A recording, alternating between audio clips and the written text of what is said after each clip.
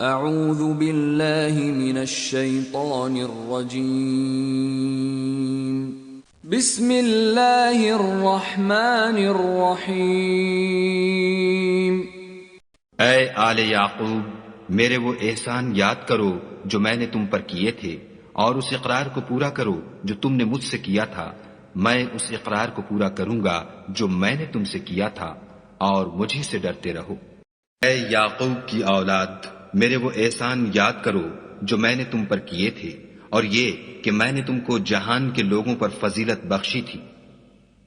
اور جب تم نے ایک شخص کو قتل کیا تو اس میں باہم جھگڑنے لگے، لیکن جو بات تم چھپا رہے تھے خدا اس کو ظاہر کرنے والا تھا۔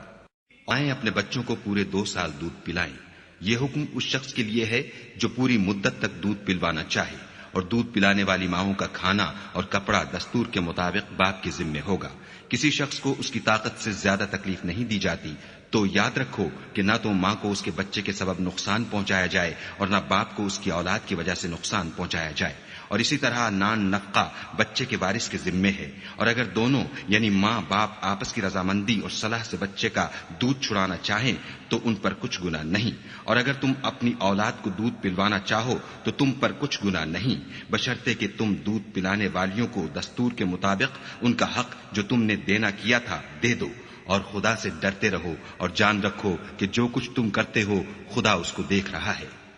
جو لوگ مال میں جو خدا نے اپنے فضل سے ان کو عطا فرمایا ہے بخل کرتے ہیں، وہ اس بخل کو اپنے حق میں اچھا نہ سمجھیں،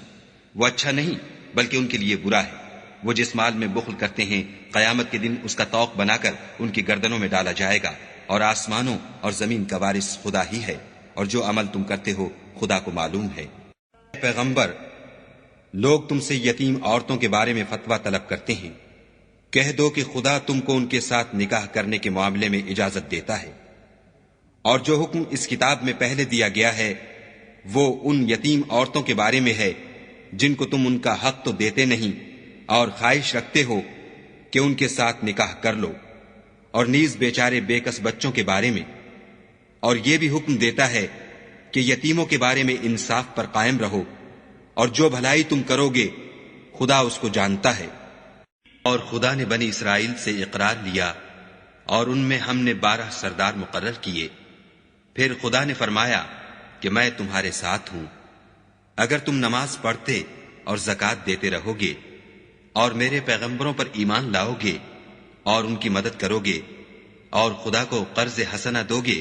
تو میں تم سے تمہارے گناہ دور کر دوں گا، اور تم کو بہشتوں میں داخل کروں گا جن کے نیچے نہریں بہ رہی ہیں۔ پھر جس نے اس کے بعد تم میں سے کفر کیا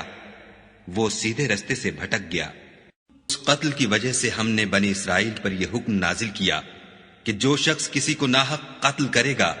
یعنی بغیر اس کے کہ جان کا بدلہ لیا جائے یا ملک میں خرابی کرنے کی سزا دی جائے، اس نے گویا تمام لوگوں کو قتل کیا، اور جو اس کی زندگانی کا موجب ہوا تو گویا تمام لوگوں کی زندگانی کا موجب ہوا۔ اور ان لوگوں کے پاس ہمارے پیغمبر روشن دلیلیں لا چکے ہیں، پھر اس کے بعد بھی ان میں بہت سے لوگ ملک میں حد اعتدال سے نکل جاتے ہیں۔ ہم نے بنی اسرائیل سے عہد بھی لیا اور ان کی طرف پیغمبر بھی بھیجے، لیکن جب کوئی پیغمبر ان کے پاس ایسی باتیں لے کر آتا جن کو ان کے دل نہیں چاہتے تھے تو وہ انبیاء کی ایک جماعت کو تو جھٹلا دیتے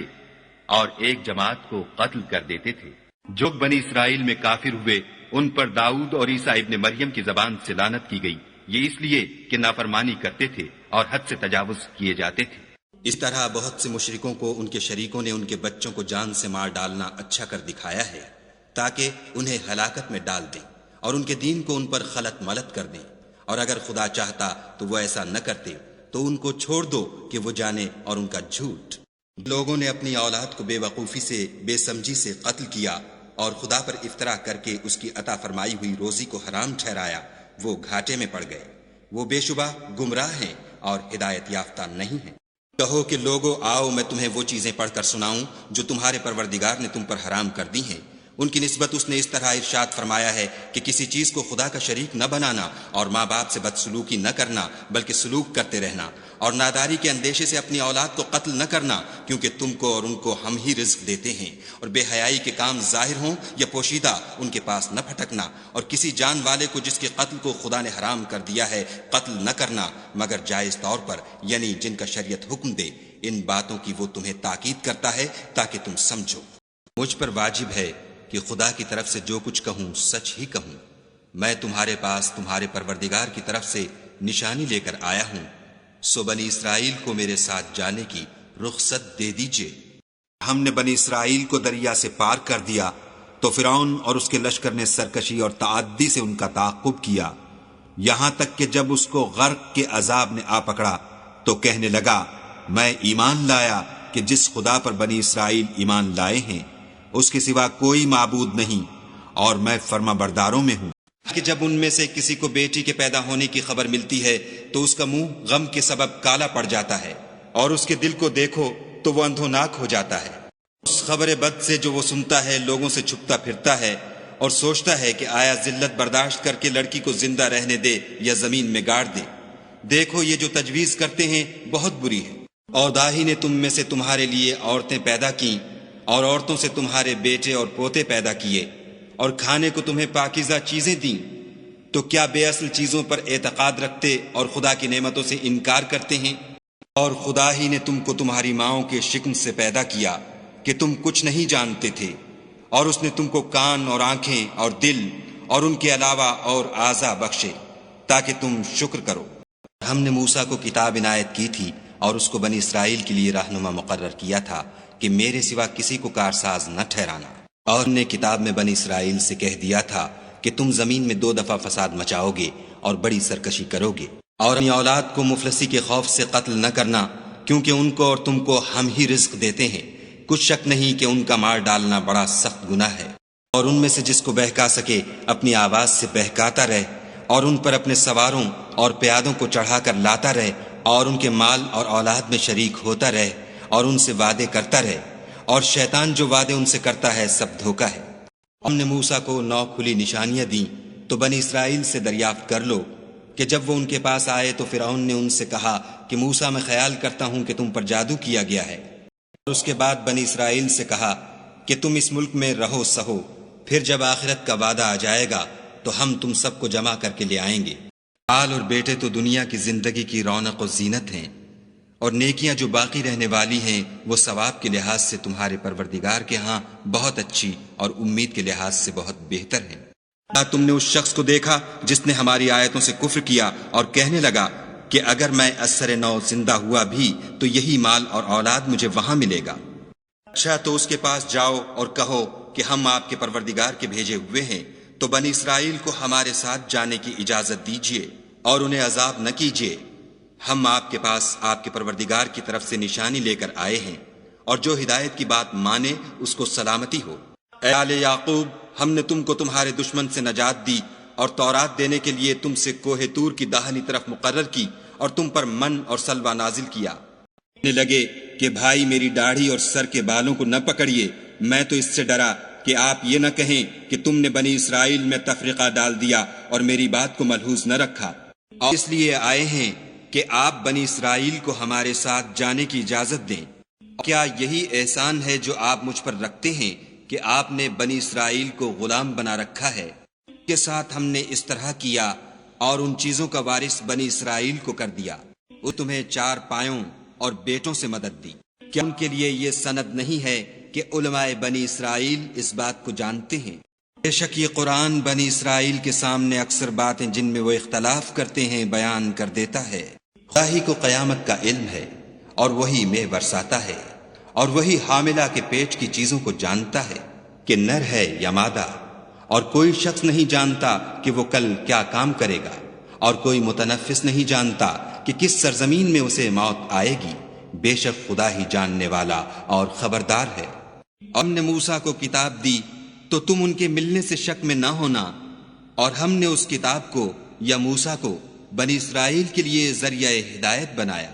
منو لے پالکوں کو ان کے اصلی باپوں کے نام سے پکارا کرو کہ خدا کے نزدیک یہی بات درست ہے۔ اگر تم کو ان کے باپوں کے نام معلوم نہ ہوں تو دین میں وہ تمہارے بھائی اور دوست ہیں، اور جو بات تم سے غلطی سے ہو گئی ہو اس میں تم پر کچھ گناہ نہیں، لیکن جو قصد دلی سے کرو اس پر مواخذہ ہے، اور خدا بخشنے والا مہربان ہے۔ اور یہ بھی کہنے لگے کہ ہم بہت سا مال اور اولاد رکھتے ہیں اور ہم کو عذاب نہیں ہوگا، اور ہمارا مال اور اولاد ایسی چیز نہیں کہ تم کو ہمارا مقرب بنا دیں۔ ہاں، ہمارا مقرب وہ ہے جو ایمان لایا اور عمل نیک کرتا رہا، ایسے ہی لوگوں کو ان کے اعمال کے سبب دگنا بدلہ ملے گا، اور وہ خاطر جمع سے بالا خانوں میں بیٹھے ہوں گے۔ اے آدم کی اولاد،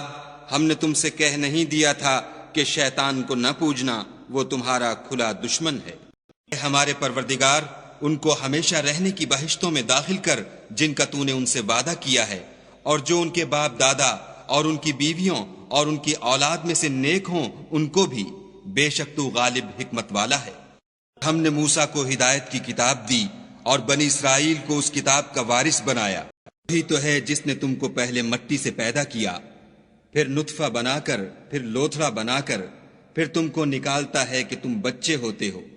پھر تم اپنی جوانی کو پہنچتے ہو، پھر بوڑھے ہو جاتے ہو، اور کوئی تم میں سے پہلے ہی مر جاتا ہے،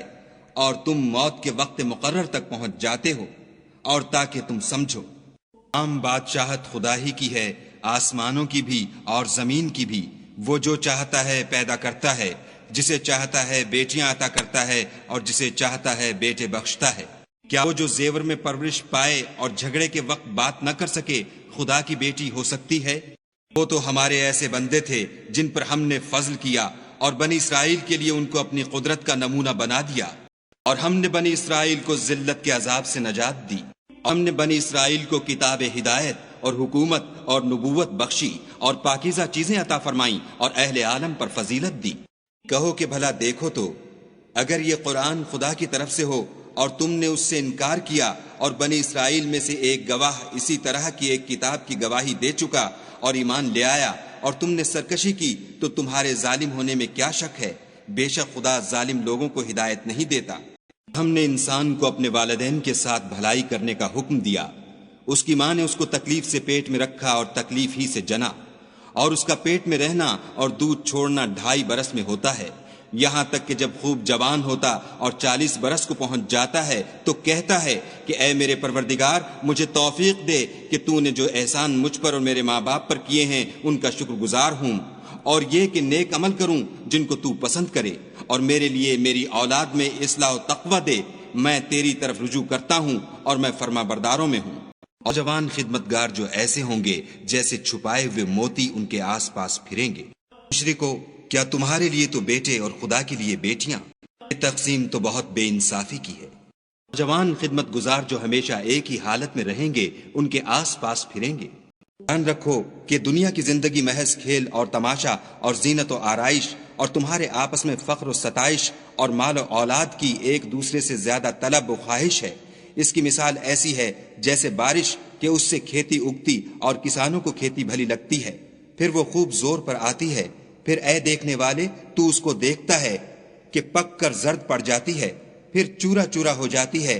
اور آخرت میں کافروں کے لیے عذاب شدید اور مومنوں کے لیے خدا کی طرف سے بخشش اور خوشنودی ہے، اور دنیا کی زندگی تو متاع فریب ہے۔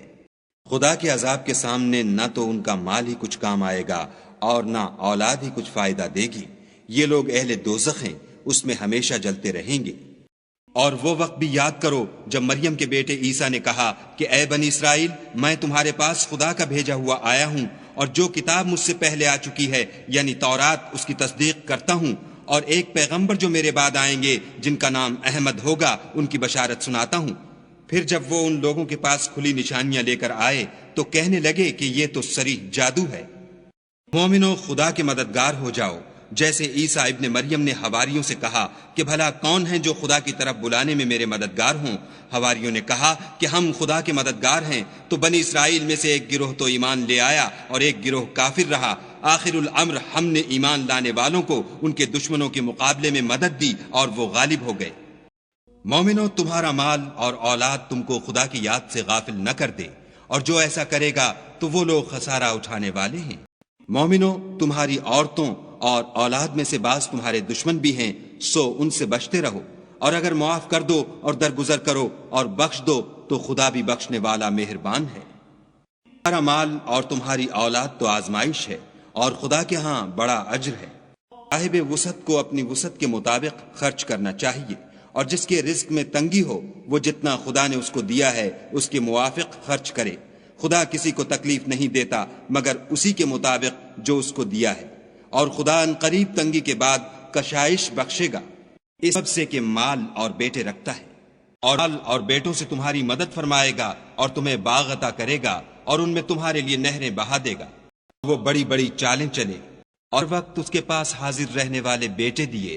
اپنی بیوی اور اپنے بیٹے سے کہ کس گناہ پر مار دی گئی،